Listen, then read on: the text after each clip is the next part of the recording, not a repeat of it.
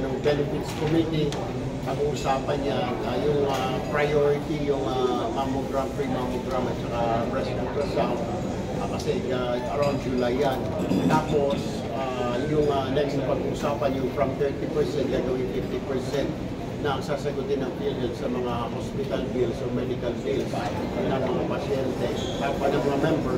Tapos, nandiyan din yung maintenance medicines na pag-uusapan. Kakayanin naman daw, they gave the speaker assurance na kakayanin naman daw na magbigay ng mga maintenance para sa mga members. So, inaayos na lang nila lahat ngayon. Pero I think mauna yung definitely yung pre-mammogram at saka ultrasound program. Sir, last na from my end, yung hearing ngayon, ano po yung expected outcome natin? May mga gusto ba tayo as early as now na talagang mapanagot dun na sa nangyari? Somebody has to be held responsible. May order di ba? May order na no-build zone. Ang tanong, bakit pa dumami lalo ang bahay? The order came out, yung patay. Did you know that there was a landslide noong January lang, 2024? Then nangyari nga noong February 6 nangyari. Noong January 31 may nang-landslide na may sampatay, pero hindi na highlight. Last year, January 2023, January din, may landslide in that area, around that area. Walang investigasyon kasi wala nakatay. Ngayon, may namatay. Pero noong January, may isa ng patay, wala pa rin silang ginawa. So, noong February 6, ayun na nga. So far, 98 yung bilang namin ng patay, 9 are missing. So, they're presumed dead na rin kasi sobrang tagal na. Kaya nga, may mananagot yan. All we're going to ask MGB, nagpalabas nga kayo ng order, gano'n na lang ba?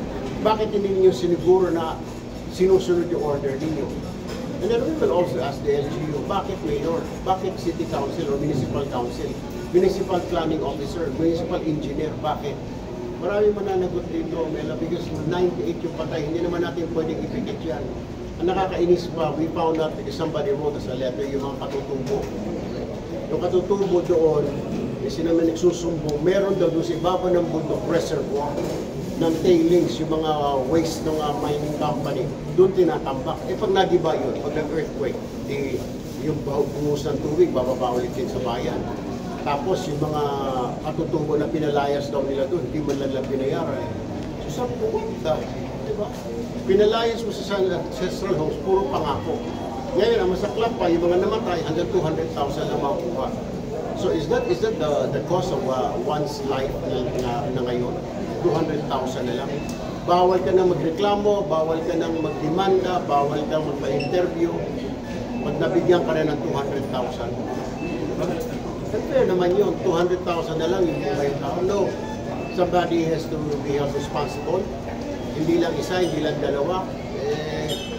Hanggang sa MGB siguro, ang isang DNR, we'll see. Kasi may tatamaan dito, promise, may tatamaan. Kung hindi man nakapagsalita yung mga namatay, yung pamilya nila, because mga empleyado.